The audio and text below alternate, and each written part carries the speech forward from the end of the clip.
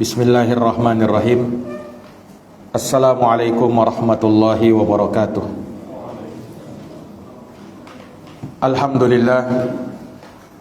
Alhamdulillahi ala ihsanih wa syukru lahu ala taufiqihi wa amtinanih.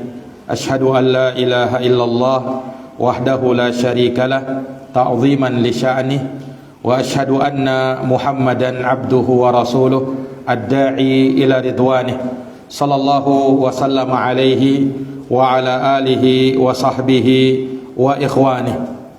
Amma ba'd, ayuhal ikhwa wa ayyatuhal akhwat, ibu-ibu dan saudari-saudari, para ikhwa yang dirahmati dan dimuliakan oleh Allah. Alhamdulillah, kita melanjutkan kembali pembahasan kita dari daurah ilmiah tentang puasa yang kita berikan judul semua tentang puasa, fikih praktis tentang ibadah puasa. Telah kita jelaskan tentang syarat wajib puasa. Yang pertama Islam, yang kedua mukallaf, akil balik, yang ketiga qudrah atau kemampuan, dan yang keempat tidak sedang safar alias mukim. Ya, itu syarat wajib puasa. Kemudian berikutnya syarat sahnya puasa. Kalau tadi syarat wajibnya puasa, kalau ini syarat sahnya puasa. Ya, beda antara dua hal ini. Kalau berbicara tentang syarat wajibnya puasa, ini berkaitan dengan orangnya langsung. Nanti dia wajib puasa dengan syarat-syarat tadi. Nah, kalau ini yang menentukan sah tidaknya puasa kita. Ya, maka syaratnya yang pertama adalah Islam. Sama seperti syarat wajib puasa. Ya. Kenapa Islam? Karena Allah tidak terima puasanya orang kafir, dan Allah tidak menerima ibadahnya orang kafir. Ma mana'ahum an tuqbala minhum nafaqatuhum illa annahum kafaru billahi wa birasulih. Tidaklah yang menyebabkan terhalanginya nafkah-nafkah mereka, sedekah-sedekah mereka tidak diterima dari orang-orang kafir itu. Kenapa? Karena mereka kafir kepada Allah dan Rasulnya. Kekafiran mereka menyebabkan ibadah mereka tidak diterima oleh Allah Subhanahu wa ta'ala. Ya, yang kedua, syarat sahnya puasa yang kedua adalah niyatun. Harus berniat. Karena dalam hadis yang diriwayatkan oleh Imam Abu Daud, At-Tirmidzi dan Imam An-Nasa'i, Rasulullah menyatakan, "Man lam yubayyitis siyama minal laili fala siyama lahu." Barang siapa yang tidak berniat puasa di malam hari, maka tidak ada puasa baginya. Ya, niat merupakan syarat sahnya semua ibadah. Innamal a'malu binniyat. Amal itu tergantung dengan niatnya. Yang ketiga, mumayyiz atau tamyiz. Ya, orang yang berpuasa sudah umur mumayyiz. Dan umur mumayyiz kebanyakan para fuqaha menyebutkan 7 tahun. Ya, itu umur mumayyiz. Di bawah itu maka belum mumayyiz. Nah, sahnya puasa seseorang kalau dari anak kecil, kalau dia sudah mumayyiz. Kalau di bawah mumayyiz, artinya di bawah 7 tahun, maka puasanya tidak sah. Kalau sudah mumayyiz walaupun belum balik, maka puasanya sah. Ya, sekalipun tidak wajib puasa bagi anak yang belum balik. Tapi kalau dia puasa, dia sudah mumayyiz, maka puasanya sah dan diterima oleh Allah Subhanahu wa ta'ala. Ya, yang keempat berakal, sama tadi. Ya, dan yang kelima khusus bagi wanita, suci dari haid dan nifas. Suci dari haid dan nifas. Makanya dalam hadis Ibunda Aisyah radhiyallahu anha, beliau mengatakan, "Alaisa idza hadat lam tusalli wa lam tasum?" Kata Ibunda Aisyah dalam riwayat Bukhari Muslim, bukankah orang yang puasa itu, bukankah orang yang haid itu, wanita yang haid itu tidak boleh sholat dan tidak boleh puasa? Ya, hanya bedanya kalau sholat bagi wanita yang haid tidak perlu diqadha, sedangkan puasa wajib diqadha. Sama-sama mereka tinggalkan pada saat mereka lagi haid, tapi bedanya sholat tidak perlu diqadha, sedangkan puasa wajib diqadha. Ya, makanya disebutkan dalam hadis itu, ya, ketika Muadzah bertanya kepada Ibunda Aisyah, ya, kenapa wanita itu kalau puasa dia qadha, sementara sholat dia tidak qadha? Maka kata Ibunda Aisyah, aharuriyatun anti, apakah kamu ini berpemahaman haruri? Nah, dahulu ada pemahaman haruri yang mereka itu tetap puasa walaupun haid wanitanya, tetap sholat walaupun haid. Maka kata Ibunda Aisyah, apakah kamu ini haruri? Kata Muadzah, tidak. Walakinni as'al, aku cuma bertanya wahai Aisyah. Maka beliau mengatakan bahwa ya kunna fi ahdi Nabi SAW, kami dahulu di masa Nabi, fanu'maru biqada'is saum wala nu'maru biqada'is salah. Kami diperintahkan mengkodok puasa dan tidak diperintahkan mengkodok salat. Artinya itu semuanya dari Nabi SAW. Nah, ini para hadirin jamaah yang dirahmati dan dimuliakan oleh Allah. Ini ya 5 syarat sahnya puasa. Nah, berkaitan dengan syarat puasa yang tadi kita sebutkan, yaitu niat. Ya, niat merupakan syarat sahnya ibadah. Dan khusus puasa ya, puasa Ramadan tentunya terutama ya, maka dia meniatkannya di malam hari. Sah dia niatkan di malam hari. Ya, artinya waktu berniat untuk ibadah puasa itu luas, yaitu di malam hari. Dan malam itu dari semenjak terbenamnya matahari sampai sebelum terbit fajar. Itulah waktu berniat. Kapan dia berniat di salah satu dari waktu itu, dari mulai terbenamnya matahari sampai sebelum fajar, maka puasanya sah. Kapan dia tidak berniat, maka tidak ada puasa baginya. Kalau ada orang tidur misalnya dari sore sampai pagi, tentunya tidak berniat ya kan. Misalnya ya, kalau ada orang begitu, tidur sore, bangun-bangun sudah pagi, kira-kira boleh tidak puasa dia? Tidak boleh. Kenapa? Tidak ada niat. Dan kata Nabi, innamal a'malu binniyat. Amal itu tergantung dengan niatnya. Ini ikhwani fiddin a'azani Allahu wa iyyakum. Kenapa di malam hari? Karena Nabi sendiri yang bilang, "Mallam yubayyitis siyama." Siapa yang tidak meniatkan puasa di malam hari. Ya, siapa yang tidak meniatkan puasa di malam hari, menunjukkan bahwa berniat itu di malam hari. Nah, dan orang kalau makan sahur, itu kan masih waktu malam itu kan, bukan waktu subuh. Kalau sudah subuh apa? Udah boleh kita makan, ya kan? Itu waktu menjelang atau dekat waktu subuh. Ya. Nah, ikhwani fiddin a'azani Allah, dia makan sahur dan dia berniat di situ puasa, maka itu sudah cukup baginya. Nah, hanya saja ikhwani fiddin ya, kalau misalnya ya dia khawatir tidak bangun atau terlambat bangun, maka dia niatkan di malam hari, tentunya hal tersebut lebih berhati-hati. Tentunya hal tersebut lebih berhati-hati. Nah, para ulama mengatakan beda kalau ya puasa sunnah. Kalau puasa sunnah ya, maka boleh berniat walaupun tidak di malam hari. Dan ini berdasarkan hadis Nabi. Pada saat Nabi SAW masuk menemui Ibunda Aisyah radhiyallahu anha, kemudian Nabi SAW bertanya kepada Ibunda Aisyah, hal indakum syai', apakah kamu punya makanan wahai Aisyah? Faqulna la. Kata Ibunda Aisyah, tidak ada ya Rasulullah. Maka Rasulullah langsung mengatakan, fa inni idan saim. Kalau begitu saya puasa. Kata Rasulullah, kalau begitu saya puasa. Jadi Nabi meniatkan puasa kapan? Pada waktu itu. Ya, tidak mungkin Nabi meniatkan puasa pada saat Nabi bertanya itu, ya kan? Dan ini puasa sunnah. Nah, kata para ulama, kalau puasa sunnah boleh kita niatkan walaupun sudah pagi, dengan syarat dia belum makan dari semenjak terbit fajar. Ya, dari semenjak terbit fajar. Misalnya ada orang bangun-bangun ya kan, belum ada makan, belum ada minum, cari makanan di kulkas, enggak ada, sudah puasa aja lah.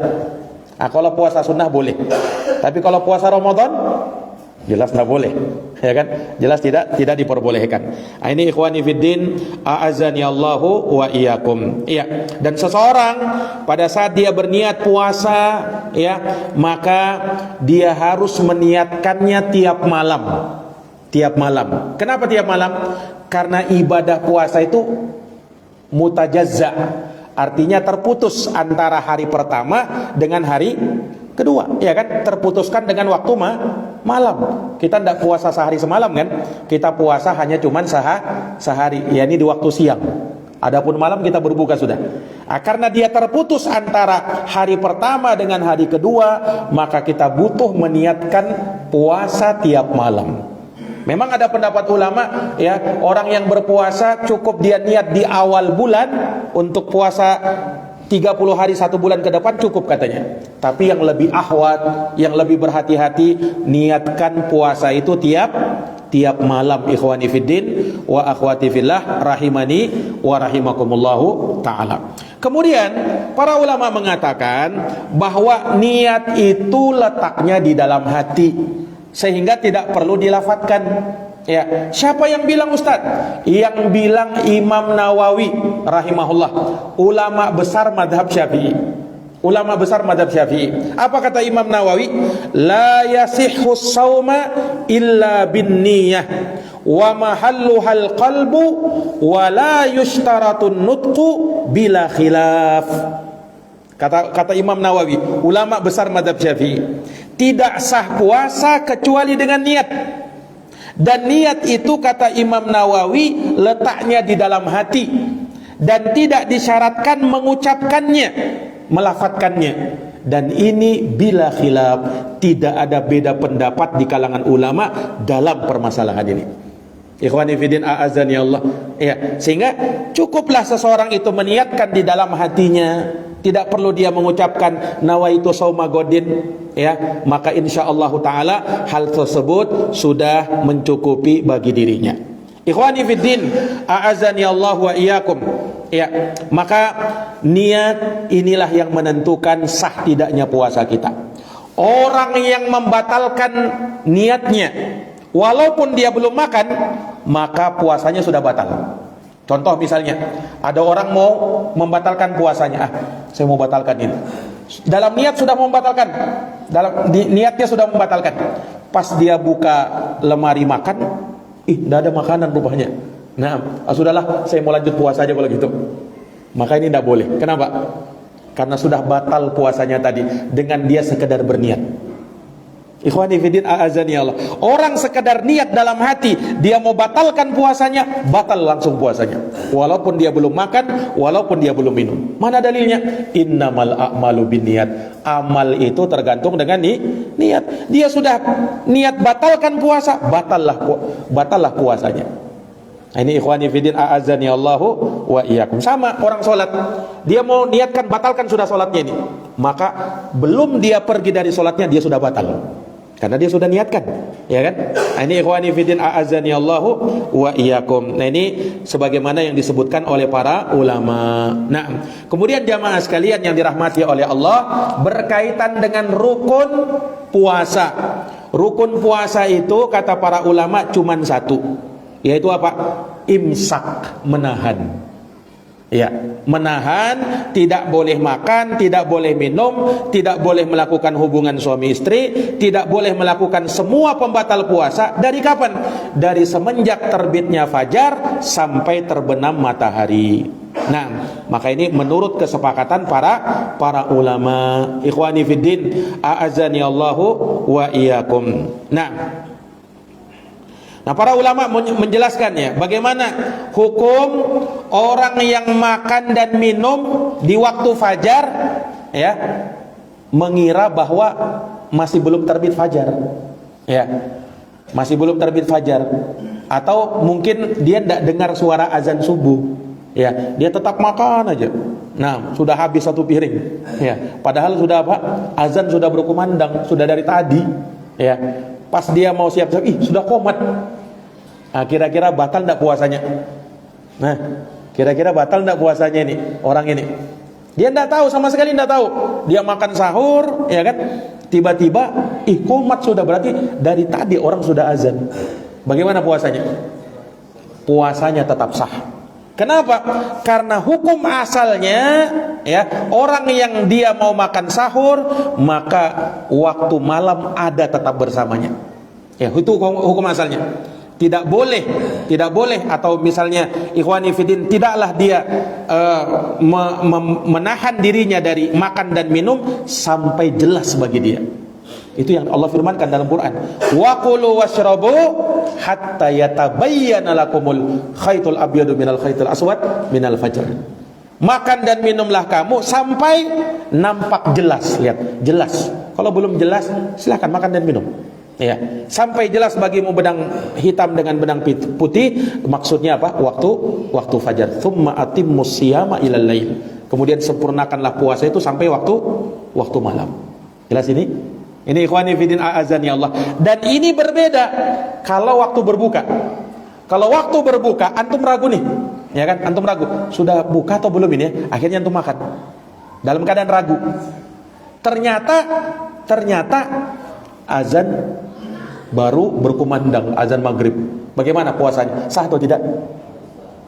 Batal puasanya. Kenapa? Kenapa begitu? Kenapa beda? Karena hukum asalnya orang yang berpuasa tidak boleh dia berbuka sampai apa? Yakin bahwa ini waktu berbuka. Kalau masih ragu dia, makan aja lah. Walaupun masih ragu, batal puasamu. Jelas ini?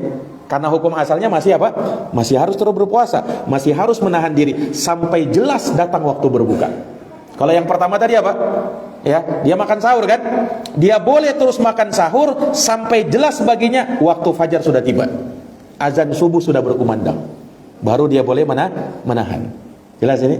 Nah, ini ikhwani fiddin a'azani Allahu wa iyyakum. Dan ini kesimpulan yang disebutkan oleh para ulama tentang permasalahan ini. Ya, ikhwani fiddin a'azani Allahu wa iyyakum. Kejadian ini pernah terjadi di masa Nabi sallallahu alaihi wasallam dalam hadis Asma binti Abi Bakrin radhiyallahu anhuma, ya. Beliau bercerita, aftarana yauman fi Ramadan fi ghaimin. Ya, fi ahdi Rasulillah sallallahu alaihi wasallam, thumma tala'ati syamsu. Qala Abu Samah, qultu li Hisham umiru bil qada, qala wa buddun min dalik. Ya, perhatikan. Beliau mengatakan, Asma binti Abi Bakar mengatakan, ya, dahulu pernah kami di masa Nabi berbuka puasa di bulan Ramadan ini. Kami buka puasa di saat cuaca lagi mendung. Kalau dulu kan tidak ada jam, Pak, seperti sekarang ini. Ya, cuaca lagi mendung. Nah, kami mengira waktu berbuka sudah tiba. Ya, waktu berbuka sudah tiba. Ya kan? Maka kami pun berbuka. Tapi ternyata pas mendung hilang, matahari masih ada. Matahari masih ada. Ya, maka ya setelah kejadian itu, maka Abu Samah rawi dari hadits ini bertanya, qultu li Hisham, aku bertanya kepada Hisham, umiru bil qada, apakah mereka diperintahkan mengqadha puasanya? Kata beliau, wa buddun min dalik, ya sudah pasti. Sudah apa? Sudah pasti. Nah, ini menunjukkan bahwa kalau ada orang berbuka, belum yakin dia berbuka ini waktu berbuka, tapi dia makan saja. Ya, ini kayaknya saya buka aja lah. Kemungkinan ini tukang azannya lambat mungkin ini. Dalam keadaan ragu. Kalau antum yakin ya, kalau yakin memang lambat dia. Ya, saya buka duluan. Kalau yakin, maka insyaallah taala hal tersebut tidak mengapa. Nah, ikhwani fiddin a'azzani Allahu wa iyyakum. Ini hukum dalam permasalahan ini. Nah, kemudian ikhwani fiddin a'azzani Allahu wa iyyakum. Pada saat kita berpuasa, ya.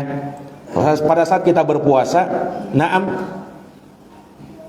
bagaimana dengan ya makanan yang ada di mulut?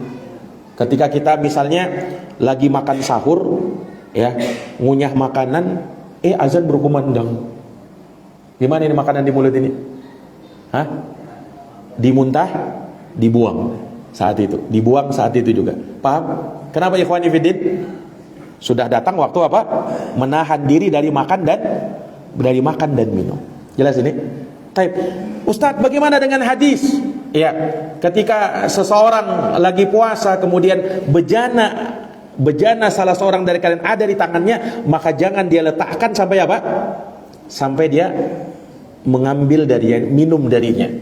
Ya, kata para ulama, pertama ini dalam masalah minum, bukan makan. Ya kan? Ini dalam masalah apa? Dalam masalah minum, bukan makan.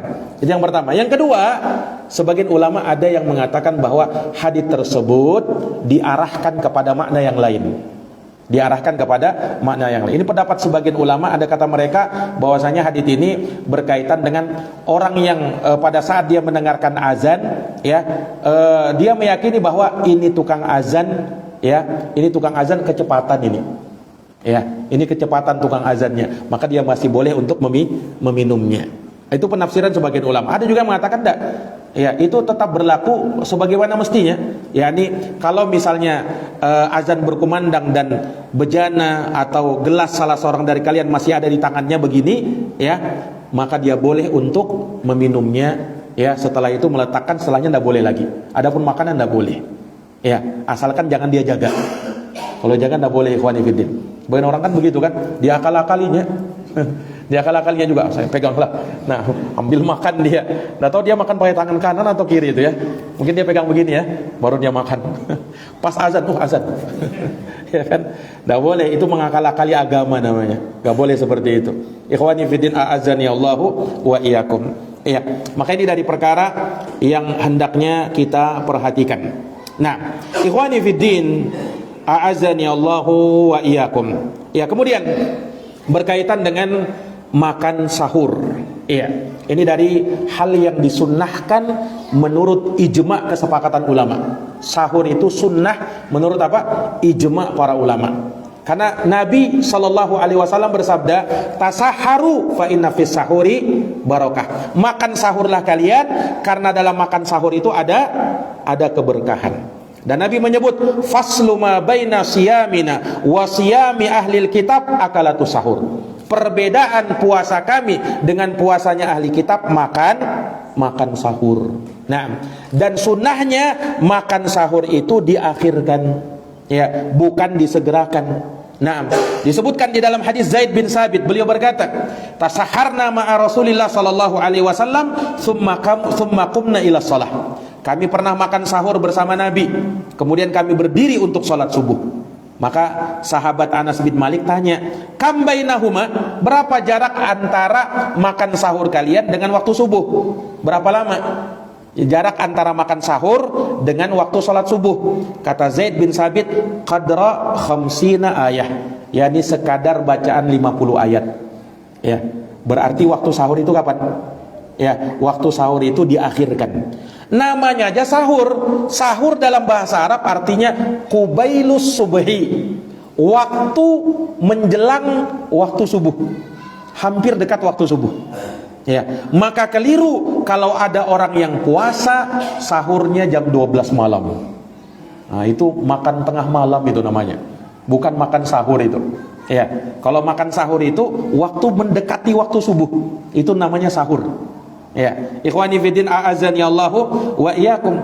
Dan mengakhirkan makan sahur itulah dari petunjuk baginda Nabi sallallahu alaihi wasallam. Makan sahur jangan tinggalkan. Ustaz, saya lagi ndak nyaman makan pagi, bah. Kata baginda Nabi, tasaharu walau bijur'atin min ma. Makan sahurlah kalian walaupun cuman seteguk air. Ya, misalnya lagi malas kadang kan kita makan subuh itu misalnya, ya, jangan tinggalkan kata Nabi walaupun cuman seteguk air. Ya, walaupun cuman apa? Cuman seteguk air kata baginda Nabi sallallahu alaihi wasallam. Dan paling bagusnya makan sahur itu dengan korma. Dengan korma. Ya, korma yang coklat itu. Itu sunnahnya, makan sahur dengan korma. Beda dengan berbuka, Pak. Kalau berbuka sunnahnya dengan rutop. Rutop itu korma yang masih basah, yang masih kuning itu. Nah, itu sunnahnya. Kalau tidak ada rutop baru korma. Korma yang sudah coklat, ya kan, yang sudah menghitam itu. Nah, kalau tidak ada korma baru air. Ya. Jadi jangan jalan koti duluan. Nah, Ikhwani fiddin a'azannya, walaupun ini sunnah, walaupun ini apa? Walaupun ini sunnah, ya seseorang tentunya boleh untuk mengambil hal yang lain. Tetapi kalau dia mengikuti sunnah Nabi Sallallahu Alaihi Wasallam, tentu hal tersebut jauh lebih barokah. Kata Nabi, tasaharu fa inna fis suhuri barokah. Makan sahurlah kalian karena ya makan sahur itu adalah keberkahan. Nah, ini ikhwani fiddin a'azani Allahu wa iyyakum. Ya, kalau makan sahur sunnahnya diakhirkan, berbeda dengan waktu berbuka. Waktu berbuka sunnahnya diapain? Disegerakan. Disegerakan maksudnya apa? Bukan berbuka belum waktunya, tapi pada saat datangnya waktu berbuka langsung dia batalkan. Jangan ya sebagian orang dia tidak mau berbuka dulu, nantilah, nanggunglah, mau sholat maghrib dulu. Tidak, batalkan dulu puasamu. Ya, walaupun hanya seteguk air. Ya, walaupun dengan sebutir kurma. Ya, makan apa namanya? Makan, batalkan dulu puasanya. Ini ikhwani fiddin a'azani Allah wa iyyakum. Asal jangan makan besar nanti. Ya kan? Sebagian orang langsung makan besar dia. Ya, karena waktu apa namanya sekarang waktu maghrib ya, dan waktu maghrib itu tidak lama. Nah, sehingga ya kata para ulama kalau dia ingin makan besar nanti aja setelah sholat maghrib ya. Kalau belum maghrib ya, kalau misalnya waktu berbuka dia cuman ya makan kurma atau makan kue-kue yang disiapkan, naam, minum air dan seterusnya dari hal yang bisa kita lakukan ketika berbuka puasa. Rasulullah menyatakan dalam hadis riwayat Bukhari, la yazalun nasu bi khairin ma ajjalul fitra. Senantiasa manusia dalam kebaikan selama mereka menyegerakan waktu berbukanya. Fa inna ahlal kitab yuakhirun. Kenapa? Ahli kitab Yahudi dan Nasara kalau mereka berpuasa mereka suka mengakhirkan waktu berbukanya. Nah, itu dari perkara yang tidak sesuai dengan syariat umat Islam. Ini ikhwani fiddin a'azani Allah wa iyyakum. Kemudian pada waktu berbuka, waktu sahur, tidak ada doa khusus untuk makan sahur. Yang penting sebelum makan kita baca bismillah. Nah, kalau waktu berbuka, ikhwani fiddin a'azani Allah wa iyyakum, kata baginda Nabi sallallahu alaihi wasallam, salasatun la turaddu da'watuhum. 3 orang yang tidak akan ditolak doanya. Salah satunya was-shaimu hatta yuftir. Orang yang berpuasa sampai dia berbuka.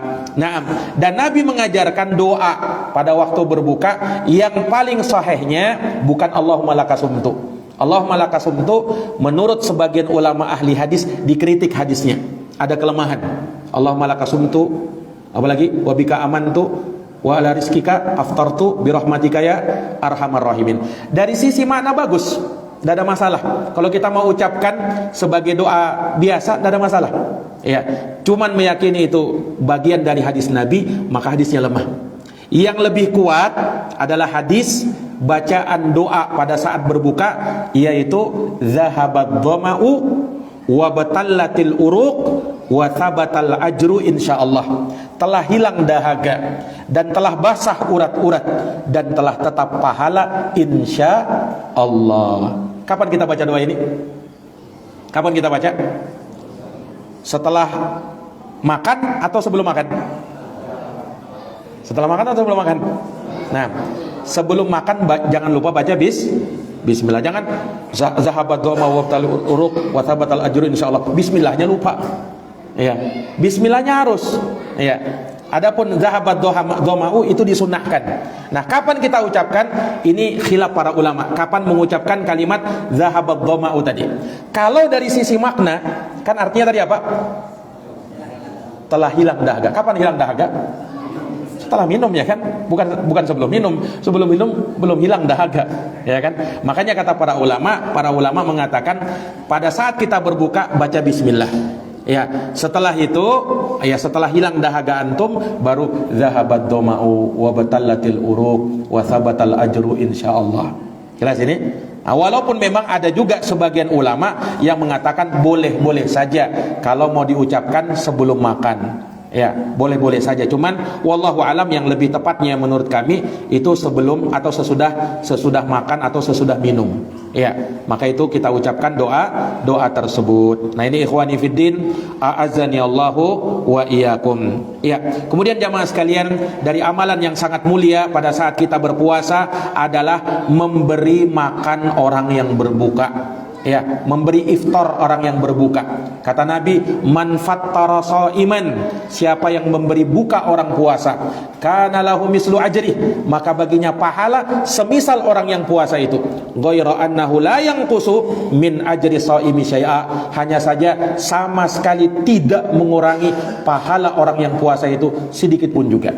Nah, kata ulama, utamanya memberi makan orang yang berpuasa itu adalah sampai mengenyangkan mereka, yaitu memberi makan besar. Itu utamanya, kata para ulama, dan itu yang lebih sesuai dengan hadis. Itu yang lebih sesuai dengan hadis. Walaupun tentu saja ada pahala bagi orang-orang yang hanya sekedar memberi apa? Memberi iftar. Ya, memberi iftar kan yakni makanan-makanan ringan, bukan makanan-makanan inti. Ikhwani fiddin, a'azzani Allah wa iyyakum. Kemudian ya, pada saat berpuasa apakah kita dianjurkan untuk bersiwak? Nah, dua pendapat para ulama. Kalau di mazhab Syafi'i, ya, mereka makruhkan bersiwak setelah zuhur. Pada waktu zuhur makruh bersiwak. Sebelum zuhur boleh. Itu di mazhab Syafi'i. Tapi di mazhab yang lain, ya, para ulama, bahkan mayoritas ulama mengatakan bersiwak itu boleh kapanpun, walaupun setelah zuhur boleh. Ya, kenapa ikhwani fiddin? Karena hadisnya Nabi mutlak, laula an asyqa ala ummati la amartuhum bisiwak ma'a kulli salah. Andaikan tidak memberatkan umatku, niscaya kuperintahkan mereka untuk bersiwak setiap kali mau sholat. Dan itu umum, ya kan? Nabi tidak menyebutkan kalau puasa enggak, ya? Enggak. Nah, ini menunjukkan kuatnya pendapat ini bahwa kita boleh untuk bersiwak walaupun setelah sholat zuhur. Nah, ini ikhwani fiddin, a'azzani Allah wa iyyakum. Pembatal puasa. Apa saja yang bisa membatalkan puasa kita? Pertama, murtad dari agama. Nauzubillahi min dzalik. Kalau orang murtad, jangankan puasanya, ya kan, semua amal ibadahnya ya menjadi batal. Murtad. Itu yang pertama. Yang kedua, makan dan minum dengan sengaja. Makan dan minum dengan sengaja. Nah, ini ikhwani fiddin, a'azzani Allah. Kenapa dengan sengaja? Karena kalau dia lupa, maka itu adalah sedekah dari Allah. Disebutkan dalam hadis, man nasiya wa huwa sha'im fa akala aw syariba falyutimma shaumahu fa inna ma at'amahu Allahu wa saqah. Dalam hadis riwayat Bukhari Muslim, barang siapa yang lupa padahal dia puasa, lalu dia makan dan minum, sempurnakan puasanya. Ya, sempurnakan puasanya. Kenapa? Dia sedang diberi makan dan minum sama Allah, walaupun sudah habis 2 piring. Nyamannya dia puasa, habis 2 piring baru dia ingat. Tapi bukan sengaja lupa, ya. Memang betul-betul lupa. Memang betul-betul lupa. Ikhwani fiddin, a'azzani Allahu wa iyyakum. Kalau memang betul-betul lupa, maka tidak ada, ya, puasanya tetap sah. Itu adalah sedekah dari Allah Subhanahu wa taala untuk dirinya. Ini ikhwani fiddin, a'azzani Allahu wa iyyakum. Taib. Bagaimana hukumnya orang yang puasa, dia menelan sesuatu dengan sengaja, tetapi yang dia telan itu bukan makanan, bukan minuman. Misalnya ada orang puasa nelan batu misalnya, sengaja dia telan. Batu kan bukan makanan. Ya, nelan pasir misalnya. Ada-ada aja orangnya kan. Nah, bagaimana hukum puasanya? Batal, jelas batal. Ya, karena apa ikhwani fiddin, a'azzani Allah wa iyyakum, ya, semua yang masuk dari mulut, ya, sampai ke kerongkongannya, sampai ke lambungnya, maka membatalkan puasa kalau dilakukan dengan sengaja. Baik itu makanan atau minuman atau bukan makanan dan minuman. Jelas ini? Ini ikhwani fiddin, a'azzani Allah wa iyyakum. Yang tidak batal kalau tertelan dengan tidak sengaja. Pas dia menguap, masuk lalat. Tetelan lagi, ya kan? Nah, tetelan lagi, maka tidak membatalkan puasa. Tidak membatalkan apa? Puasa. Karena tidak sengaja masalahnya. Tidak sengaja. Ini ikhwani fiddin, a'azzani Allahu wa iyyakum. Naam. Kemudian ikhwani fiddin, rahimani wa rahimakumullah, ya. dari perkara yang juga bisa membatalkan puasa tentunya adalah hubungan suami istri, melakukan apa? Jima. Nah, di siang hari Ramadan dalam keadaan mereka berpuasa, batal puasanya. Ikhwani fiddin, a'azani Allahu wa iyyakum. Bahkan bukan cuman batal, ya, bahkan dia harus bayar kafarah. Ya, kafarah itu denda. Nah, kafarah itu denda, ya, karena dia melanggar sesuatu yang sangat diharamkan pada saat berpuasa, yaitu apa? Melakukan hubungan suami istri di siang hari Ramadan dalam keadaan berpuasa. Ya, ingat ya, di siang hari Ramadan dalam keadaan berpuasa. Beda kalau malam hari, tidak ada hukumannya. Tapi kalau di siang hari dan dalam keadaan berpuasa, kalau dia tidak dalam keadaan berpuasa, maka tidak ada kafarah. Ya, tidak ada kafarah. Misalnya suami istri lagi safar dua-duanya, ya kan? Kan tidak wajib puasa kan kalau lagi safar. Nah, walaupun di siang hari boleh melakukan hubungan suami istri. Jelas ini? Tapi kalau dalam keadaan mereka puasa, ya, kemudian mereka melakukan hubungan suami istri di siang hari Ramadan, maka wajib bayar kafarah. Nah, ini berdasarkan hadis Nabi ketika ada seorang datang kepada Nabi kemudian mengatakan, "Ya Rasulullah, halaktu, aku binasa ya Rasul." Kenapa? "Wa ma ahlakak?" Apa yang membinasakanmu? "Waqa'tu 'ala imra'ati fi Ramadan." Aku terjatuh kepada istriku dalam keadaan aku puasa di bulan Ramadan. Apa maksudnya jatuh? Itu kata kiasan. Maksudnya dia menimpa istrinya, melakukan hubungan badan. Maka kata Nabi, "Hal tajidu ma tu'tiq?" Kamu dapatin enggak budak yang bisa kau merdekakan? La, aku enggak ada budak ya Rasul. "Hal tastati an tasuma syahraini mutatabi'ain?" Mampu enggak puasa 2 bulan berturut-turut? Qala la, enggak mampu ya Rasul. Qala fa hal tajidu it'am 60 miskina? Mampu enggak memberi makan 60 orang miskin? Enggak mampu juga rupanya. Nah, jadi orang ini tidak punya budak, ya, tidak bisa puasa 2 bulan berturut-turut, tidak bisa memberi makan 60 orang miskin. Nah, ini orang ini. Ikhwani fiddin, a'azzani Allahu wa iyyakum. Ya, akhirnya Nabi pun terdiam sama orang ini. Ini orang sudah, ya, melakukan pelanggaran, tidak bisa lagi membayar kafarah. Tapi tidak beberapa lama, ya, Nabi SAW diberikan sekeranjang korma. Kata Nabi kepada orang tadi yang melakukan hubungan suami istri siang hari Ramadan, "Kau bersedekah dengan ini. Kau sedekahkan ini korma kepada orang miskin." Kata orang ini, "Ya Rasulullah, a'afqara minna?" Ada ndak orang yang lebih miskin daripada saya? Ternyata dia paling miskin. Nah, demi Allah ya Rasulullah, tidak ada di dua ujung kota Madinah ini yang lebih miskin daripada saya. Maka Nabi ketawa dibuatnya. Kata Nabi, "Kalau begitu kau kasih makan aja sama keluargamu." Nah, ini ikhwani fiddin, a'azzani Allah. Syahidnya di dalam hadis ini, hadis sahih riwayat Bukhari Muslim. Nabi menyebutkan kafarah bagi orang yang melakukan hubungan suami istri di siang hari Ramadan. Kafarahnya bebaskan budak. Dan kita tidak punya budak. Berarti pilihannya cuma 2. Ya, yang pertama bukan pilihan, harus. Yang pertama ini harus dulu berpuasa 2 bulan berturut-turut. Tidak boleh putus ini. Kapan dia 59 hari sudah puasa, pas hari ke-60, ya, tidak puasa dia, harus ulang lagi dari awal. Ya kan? Coba beratnya ini. Makanya jangan coba-coba. Ya kan? Nah, ini ikhwani fiddin, a'azzani Allahu wa iyyakum. Ini berat pelanggarannya. Nah, ikhwani fiddin, a'azzani Allahu wa iyyakum. Nah, tapi kalau lupa, mungkinkah lupa? Misalnya saja ya, misalnya dia lupa melakukan hubungan suami istri, sama-sama lupa, bukan membuat lupa diri ya, tapi memang lupa, betul-betul lupa. Pas hari pertama masalahnya, ya kan? Pas hari pertama lupa dia. Nah, kalau mungkin terjadi yang seperti itu, maka puasanya tetap sah.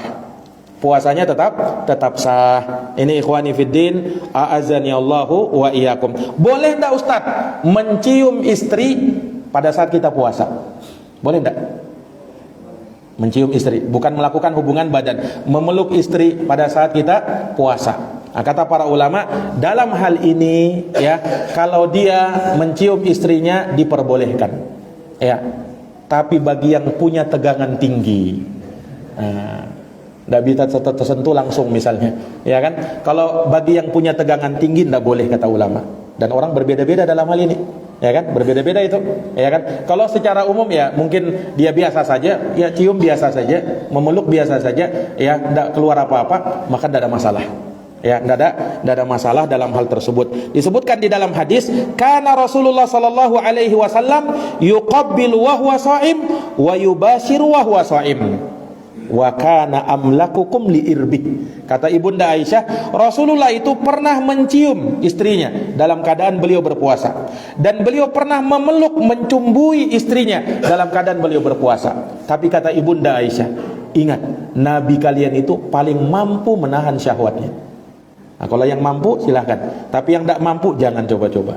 Nah, ini ikhwani fiddin, a'azani Allahu wa iyyakum. Ya. Kemudian dari pembatal puasa juga yang disebutkan oleh para ulama, istimna, yaitu masturbasi atau melakukan onani.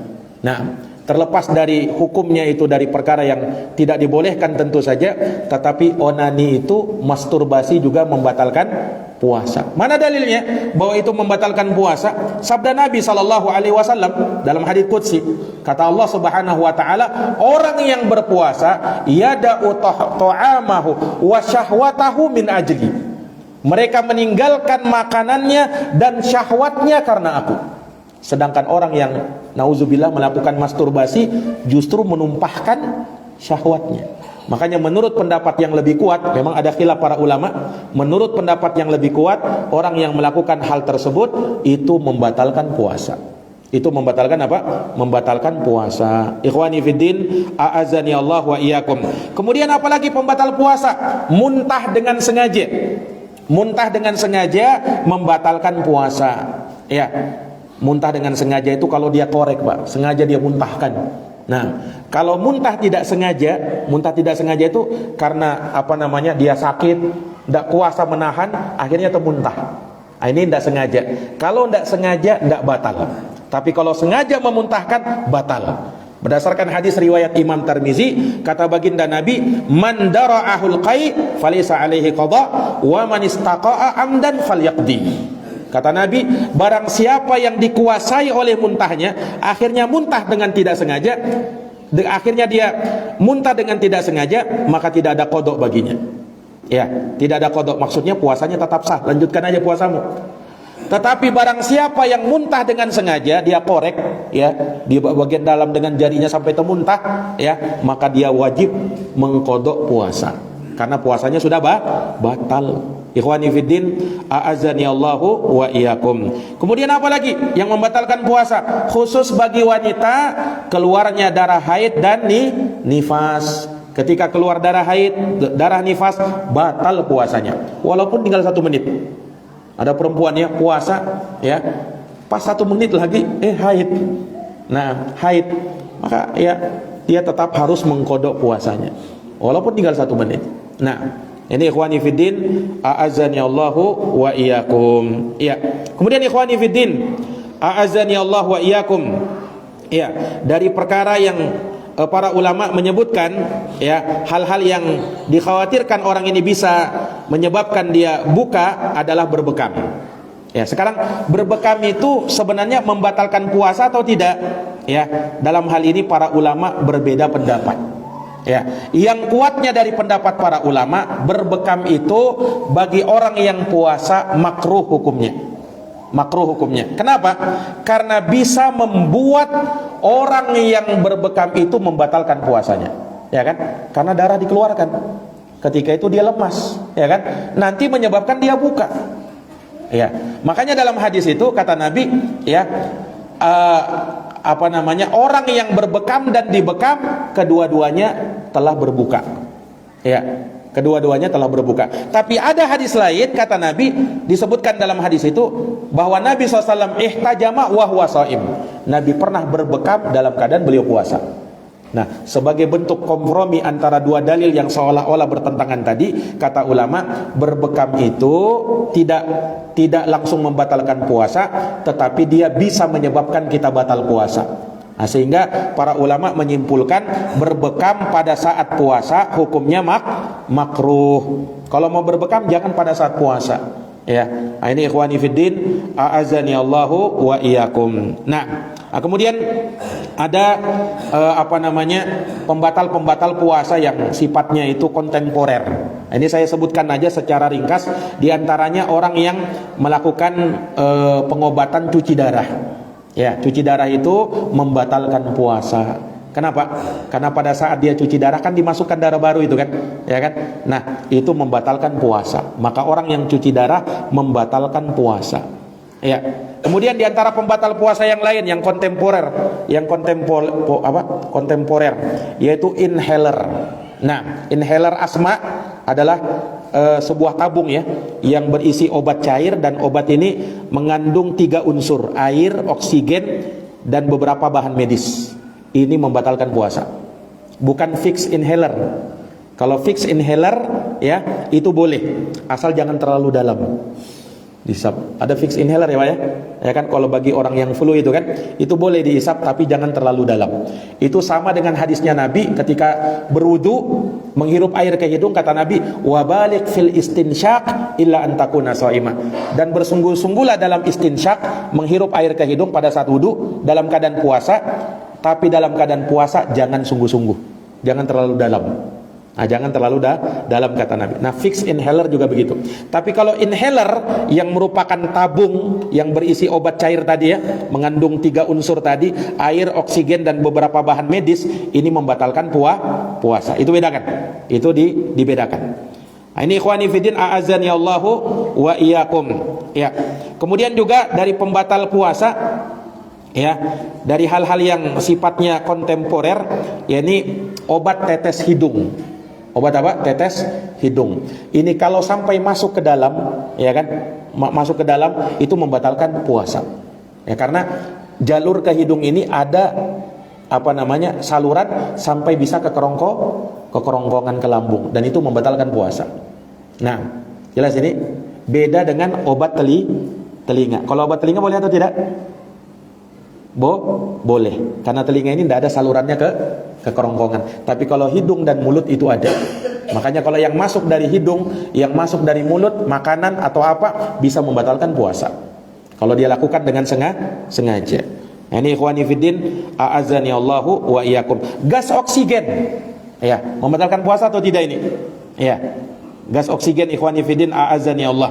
Nah, ini ada khilaf di kalangan para ulama ya, terkait dengan gas oksigen itu ya, oksigen buatan manusia kan ya, apakah itu membatalkan puasa atau tidak ya, wallahu taala alam.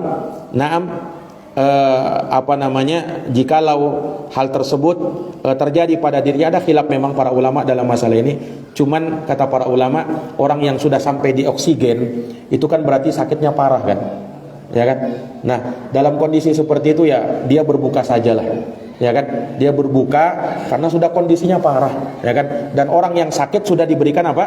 Diberikan rukhsah untuk boleh untuk berbuka. Nanti dia kodok saja sakitnya. Nah, puasanya. Kemudian berikutnya suntikan. Nah, suntikan ini ada 2, ikhwani fiddin. Ada yang membatalkan puasa, ada yang tidak. Kalau yang membatalkan puasa itu suntikan yang mengandung vitamin. Ya. Suntikan yang mengandung vitamin, maka ini membatalkan puasa. Kalau tidak, maka tidak membatalkan puasa. Tidak membatalkan puasa. Infus itu batal puasa jelas. Karena yang dimasukkan cairan kan untuk menguatkan badan. Makanya orang diinfus kan dia kadang kuat dia, ya kan? Karena ada makanan dimasukkan di situ, ya kan? Cairan-cairan itu berfungsi sebagai pengganti makanan. Maka itu ikhwani fiddin pembatal puasa. Orang yang diinfus batal puasanya. Ini ikhwani fiddin a'azani Allah. Rokok jelas pembatal puasa. Makanya rokok itu dalam bahasa Arab disebut dengan syurbud dukhan. Ya, syurbud dukhan, minum. Ya, dibahasakan dengan minum. Makanya orang yang merokok batallah puasanya. Ikhwani fiddin a'azani Allahu wa iyyakum. Ya. Kemudian jamaah sekalian, juga kita ingatkan di sini berkaitan dengan mereka-mereka yang dibolehkan untuk berbuka. Orang yang sakit sudah kita jelaskan tadi, ya. Dia boleh untuk berbuka. Naam, ya. Walaupun ikhwani fiddin tentunya sudah kita garis bawahi bahwa sakit yang boleh bagi seseorang untuk berbuka itu adalah sakit yang menyebabkan dia tidak puasa untuk berpuasa. Ya, bisa berakibat fatal atau memperlambat kesembuhannya atau apalagi lebih daripada itu. Ya, adapun kalau sakit-sakit yang ringan, ya sakit kepala sedikit, maka itu tidak menyebabkan dia boleh untuk berbuka. Nah, ini ikhwani fiddin a'azzani Allahu wa iyyakum. Bagaimana kalau orang yang bekerja berat? Boleh enggak dia berbuka? Bekerja berat ini. Ya. Bekerja berat, boleh enggak berbuka? Asalnya enggak boleh. Tetap tidak boleh. Jelas ini? Tetap enggak boleh. Dan itu enggak menjadi alasan bagi dia untuk berbuka. Kenapa? Kerjaku berat, Ustaz. Enggak. Jelas ini? Kecuali kata para ulama, kalau misalnya dia sudah bekerja ini kan, selesai bekerja betul-betul tidak tahan, sama sekali betul-betul tidak kuat. Kalau dia teruskan puasanya bisa fatal bagi dirinya. Nah, ini masuk kepada keumuman orang yang sakit tadi, maka boleh dia berbuka. Jelas ini? Boleh bagi dia berbuka dalam kondisi itu saja. Tapi tidak langsung kalau mentang-mentang kerjanya berat langsung boleh berbuka. Tidak, kamu tetap wajib berpuasa. Kamu tetap apa? Wajib untuk berpuasa. Ini ikhwani fiddin, a'azzani Allahu wa iyyakum. Naam. Kemudian ikhwani fiddin, orang yang safar, apa ini juga boleh berbuka? Hanya mana utamanya? Orang safar itu apakah berbuka atau tetap berpuasa? Sekalipun boleh untuk berbuka. Kesimpulannya kata para ulama, dalam masalah orang yang safar, apakah afdol bagi dia berpuasa atau berbuka dilihat. Kalau ringan safarnya, afdolnya tetap berpuasa. Kalau ringan. Tapi kalau berat berat safarnya, utamanya dia berbuka. Utamanya dia berbuka. Nah, orang yang safar baik berat safarnya atau ringan, boleh dia berbuka. Jelas ya? Dari sisi kebolehan, mau ringan mau berat safarnya tetap boleh. Tapi dari sisi afdoliyah, nah, kalau mau dari sisi afdoliyah, mana yang afdolnya? Maka kalau dia ringan ya untuk tetap berpuasa walaupun safar, maka utamanya berpuasa. Tapi kalau berat, capek, berat bagi dia, maka utamanya dia berbuka. Dan di sini orang beda-beda, ya kan? Tergantung dengan kekuatan yang Allah berikan kepada orang tersebut. Nah, ini ikhwani fiddin, a'azzani Allahu wa iyyakum. Ya, kemudian sedikit lagi ikhwani fiddin, ya berkaitan dengan apa namanya orang yang sudah tua renta. Sudah kita sebutkan tadi, ada 3 orang yang boleh bagi dia berbuka, tidak perlu mengkodok, yang ada cuman bayar fidyah. 3 orang ini, hanya 3 orang saja boleh berbuka, tidak wajib mengkodok, hanya bayar apa tadi? Fidyah. Yang pertama, orang yang sudah tua renta, yang tidak mampu lagi berpuasa. Ya, karena di sini orang beda-beda. Ada yang sudah tua Pak, tapi masya Allah masih kuat puasa, maka dia tetap puasa. Tapi ada juga orang tua tidak sanggup lagi puasa dia, maka dia bayar fidyah. Tidak ada lagi kewajiban mengkodok, karena tidak mungkin dia mengkodok, ya kan? Yang kedua, ya, yang wajib bayar fidyah adalah orang yang sakit yang tak kunjung sembuh. Orang sakit yang tak kunjung sembuh. Nah, maksudnya tak kunjung sembuh, orang ini memang sakitnya menahun sudah, tidak sembuh-sembuh, ya. Ya kan? Nah, bagi orang yang seperti ini juga bayar fidyah saja, tidak wajib qada. Dan yang ketiga, wanita hamil dan menyusui, wajib bayar fidyah. Nah, ini ikhwani fiddin, a'azzani Allahu wa iyyakum. Ya. Kemudian dari perkara yang juga diingatkan oleh para ulama, ya, terkait dengan fidyah itu, ya, terkait dengan fidyah. Kalau qada jelas ya, qada puasa itu kita mengganti puasa. Kapan kita mengganti? Terserah, ya, selama belum masuk Ramadan berikutnya. Kapan dia mengqada sampai masuk Ramadan berikutnya, dia berdosa kalau tidak punya uzur.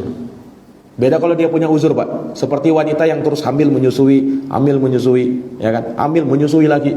Nah, akhirnya dia tidak bisa mengqada puasanya, ya kan? Nah, dalam kondisi seperti itu, dia tetap diberikan uzur. Tapi orang yang asalnya bisa dia berpuasa, mengqada puasanya, tapi dia tidak qada sampai datang Ramadan berikutnya, maka dia berdosa. Dia berdosa. Kita mengqada sudah diluaskan. Dari semenjak selesai Ramadan boleh sampai batas akhirnya akhir bulan Sya'ban. Itu terakhir. Kapan masuk tanpa uzur dia berdosa. Jelas ini? Ini ikhwani fiddin a'azzani. Itu qada. Kalau bayar fidyah kalau bayar fidyah, ikhwani fiddin, kata para ulama, kita berpatokan dengan ayat. Ya, kita berpatokan dengan ayat. Kata Allah Subhanahu wa taala dalam Al-Qur'an, fa fidyatun ta'amu miskin. Maka dia wajib bayar fidyah dengan memberi makan kepada orang miskin. Dari sini kita bisa tahu fidyah itu pertama harus makanan. Karena bahasanya ada to'am. Maka tidak boleh kasih duit. Kasih duit ini orang miskin untuk fidyah ya, enggak. Harus kasih makanan. Kemudian yang dikasih orang miskin, harus dipastikan ini orang miskin, baru kita kasih. Jelas ini? Nah, kemudian ikhwani fiddin, bayar fidyah itu boleh dengan dua cara. Boleh dengan masakan siap makan, masakan siap saji, ya kan, berarti sudah masak nasinya, ada lauk pauknya, ada sayur mayurnya, ya kan. Boleh juga yang mentahan. Kalau mentahan apa? Kasih beras. Berasnya berapa Ustadz? Berasnya setengah sok, sekitar 1,5 kilo. 1,5 kilo tiap satu orang miskin. Ya, itu kalau dia mau mentahan. Kalau misalnya 30 hari dia tidak berpuasa, berarti berapa kilo? 30 kali 1,5. Berapa kilo itu? 45 kilo.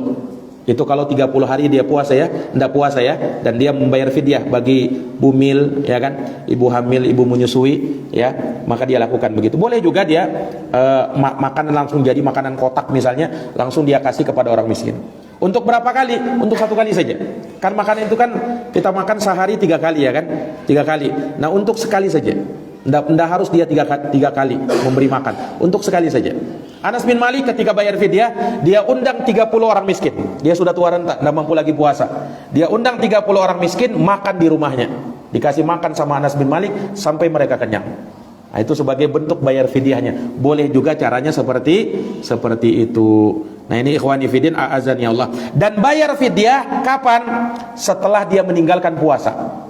Setelah dia meninggalkan puasa. Tidak boleh baru ini awal Ramadan dia sudah bayar fidyah. Tidak boleh. Nanti dia tinggalkan puasanya dulu, baru dia boleh bayar fidyah. Boleh misalnya begini, 10 hari berlalu, hari ke-11, maka dia boleh membayar 10 saja kepada 10 orang miskin.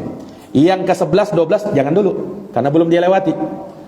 Dia lewati 11, 12 sampai 20 dia lewati, maka hari ke-21 dia boleh membayar fidyah 10 orang lagi. Ya kan? Begitu ketentuannya. Yang jelas dia lewati dulu puasa itu, baru dia boleh bayar fidyah. Boleh juga dia lewati semua Ramadan 30 hari, misalnya memang dia tidak bisa puasa, ya kan? Ya maka setelahnya dia bayar fidyah. Kapan dia bayar fidyah? Ya bebas bagi dia, boleh bagi dia bayar fidyah kapan-kapan, ya. Boleh dia bayar fidyah langsung setelah selesai Ramadan, boleh juga nanti, asal jangan masuk Ramadan berikutnya. Nah, ini ikhwani fiddin, a'azani Allahu wa iyyakum. Naam. Ya, ini dari perkara-perkara yang kita bisa bahas pada pertemuan ini. Walhamdulillah kita bisa selesaikan ya dari apa-apa yang kita butuhkan dalam ibadah puasa. Mungkin ada 1, 2, 3 pertanyaan berkaitan dengan pembahasan kita, silakan. Ya.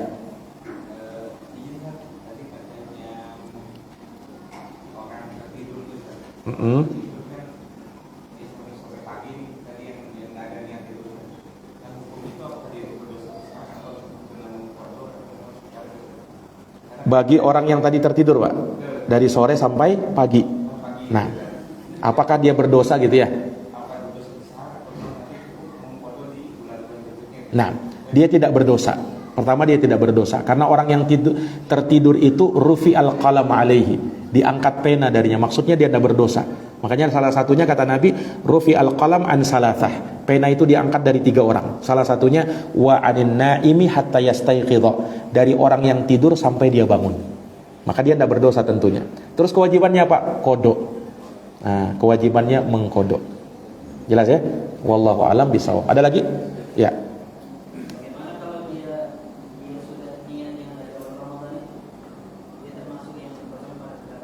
Nah, kalau dia berpemahaman atau berpendapat bahwa cukup sekali niat saja di awal Ramadan untuk mewakili 30 hari, maka sah bagi dia. Sah bagi dia. Memang ada dua pendapat. Kita sebutkan tadi kan bahwa para ulama dalam masalah niat ya, itu dua pendapat. Ada yang berpendapat cukup dia satu malam pertama saja. Dia niatkan untuk 30 hari. Ya, itu pendapat pertama. Pendapat kedua itu yang kita katakan lebih hati-hati tadi ya, karena ibadah puasa itu mutajazza, yakni terpisah antara satu dengan yang lainnya, maka dia wajib puasa di setiap niat puasa di setiap malam. Nah, kalau ditanyakan tadi, bagaimana kalau dia pegang pendapat yang pertama tadi, dia niat puasanya di awal, maka sah puasanya ya, hal tersebut cukup bagi dia, naam, dan dia tinggal melanjutkan puasanya pada saat dia bangun. Nah, wallahu taala alam bissawab. Ada lagi? Ya, itu dulu.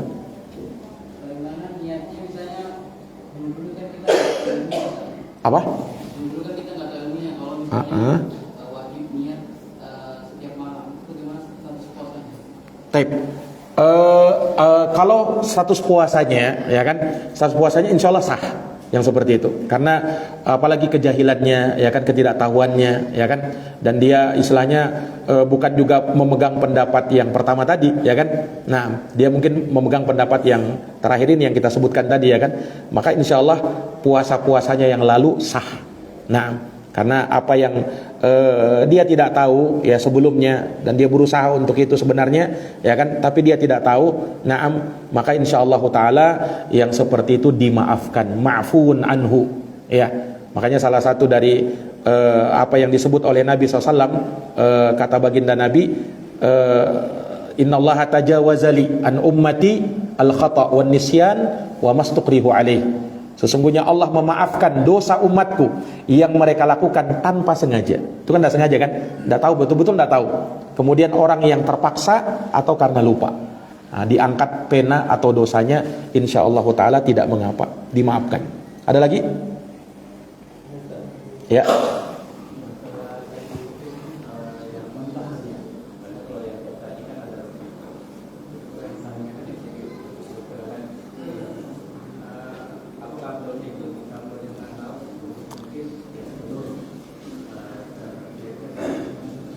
Iya, barakallahu fiik. Itu jauh lebih baik, dan itu yang disarankan sama para ulama.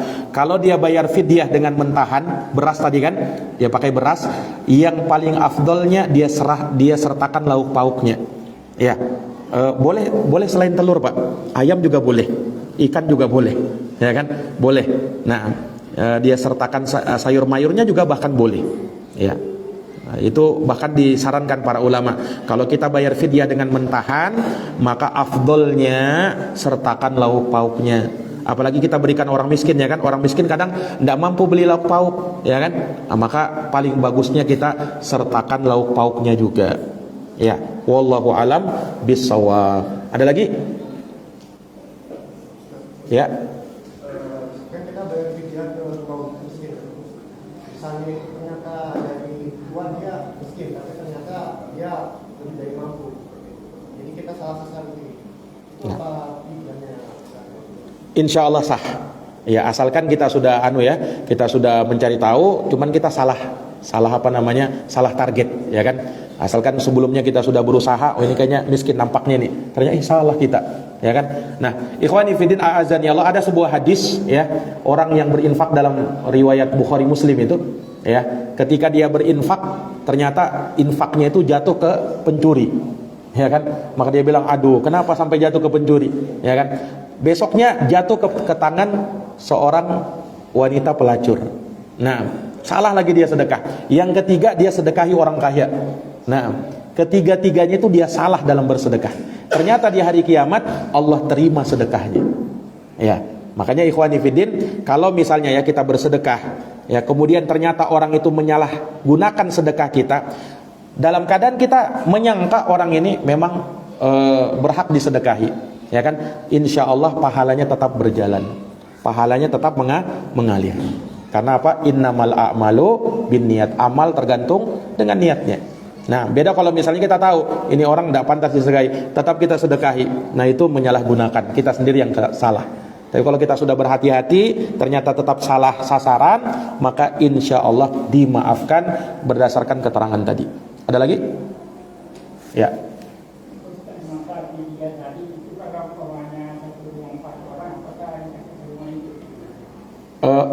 misalnya ada 4 orang di rumah itu, apakah diberikan ke 4 orang itu?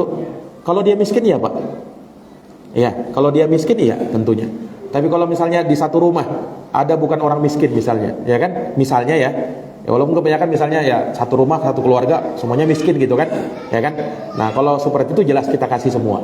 Satu keluarga misalnya terdiri dari bapaknya, ibunya, anak-anaknya ada 5 orang misalnya, ya kan? Nah, maka berarti 7 orang. Berarti 7 orang kita kasih ke orang mereka, berarti itu hitungannya 7. Nah, wallahu alam. Ada lagi? Ya. Kalau dapat pas ini kan kerja pas kayak malam pas kita ini selisihnya kadang kita sudah meyakini waktu sudah masuk dan terkendang matahari sama waktu aja seperti biasanya untuk masuk, tapi ada yang mengisi kan jadi isi waktu di bulan perlu karena kita meyakini sudah itu kita akan minum atau ikuti waktunya. Kita sudah berbuka Pak waktu itu? Belum berbuka? Belum berbuka. Ini waktu sudah masuk. Sudah meyakini? Waktu berbuka sudah masuk. Iya. Terus? Ada yang mengisi bilang belum. Belum.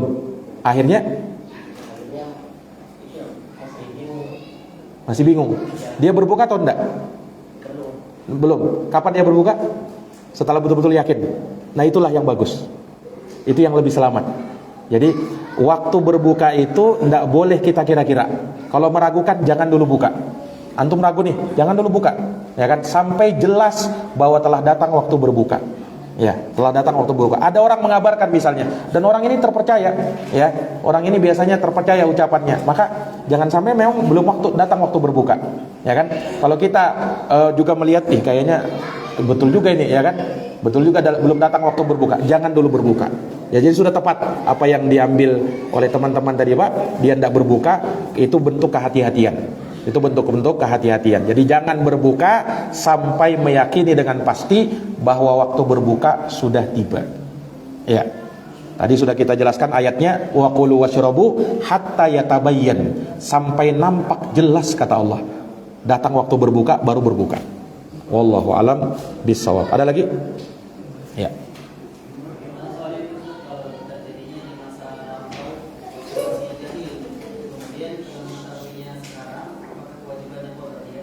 Ya. Ya, barakallahu fik. Bagaimana orang yang tidak puasa ya di masa dia belum peraturan buka tadi. Dia berbukanya dia berbuka padahal ternyata dia wajib mengkodok. Nah, ya, yang seperti itu tidak dimaafkan bagi dia. Beda dengan kasus yang pertama tadi, yang dimaafkan tadi, ya kan? Yang seperti itu tidak. Kalau yang kasus seperti ini, ya, dia tidak dimaafkan dalam hal tersebut. Makanya dalam hal tersebut, wallahu alam, lebih hati-hatinya dia tetap mengkodok puasanya. Ya, dia tetap mengkodok puasanya, ya. Apa yang dia dulu pernah lakukan seperti itu, ya kan? Kan mungkin yang seperti itu tidak tiap hari kan? Tidak berlangsung tiap saat, ya kan? Mungkin 1 hari pernah dia begitu, 2 hari, ya kan? Insya Allah dalam kondisi seperti itu dia kodok saja puasanya. Nah, Kalau kasus wanita yang hamil menyusui yang harus seperti yang setiap tahun ya kan? ah. Itu kan mungkin dia tinggalkan puasa selama 6 tahun. Betul. Dibayar ke dia. Ya. Apa yang dia lakukan mengganti di tahun yang terakhir atau sebelumnya? Barakallahu fik. Ya, dia wanita, ini kita tadi belum sebutkan ya tentang wanita hamil dan menyusui. Apakah dia qadha atau bayar fidyah? Ya, itu dulu. Tentang wanita hamil dan menyusui, apakah dia qadha atau bayar fidyah? Ulama beda pendapat dalam hal ini. Ya, saya sebutkan kesimpulannya saja untuk meringkas waktu, ya, bahwa bagi wanita hamil dan menyusui, pendapat yang lebih kuat dan lebih berhati-hati insya Allah adalah pendapat yang mengatakan wanita yang hamil dan menyusui kalau dia tidak puasa maka dia wajib qadha dan sekaligus bayar fidyah. Dia wajib qada dan sekaligus bayar fidyah. Ada khilaf para ulama. Saya tidak menafikan adanya perbedaan pendapat dalam hal ini.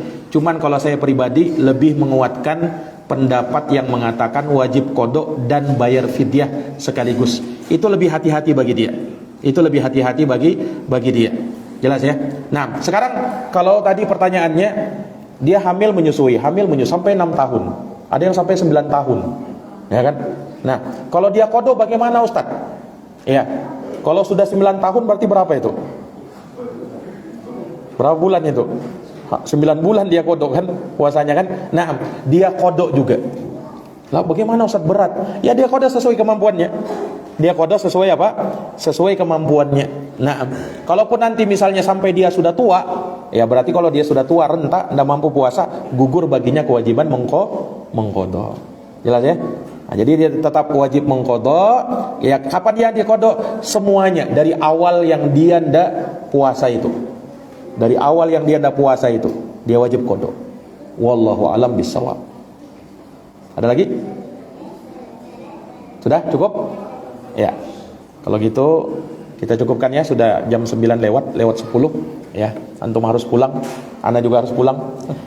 Baik, kita cukupkan kajian kita pada pertemuan malam hari ini, daurah kita ya. Kenapa? Ya. Oh ya, ini jam 8 ini ya. Nah, ini Masya Allah ini jamnya ini. Iya kah? Oh iya, ya kata. Masya Allah, kira barakallahu fiik. Nah. Ya, tapi nyatanya Pak sudah jam 9 lewat 12 menit sekarang. Nah, jam 9 lewat 12. Yang di depan ini betul kan? Nah, betul. Yang depan, yang belakang ini yang menipu ini. Nah, nanti.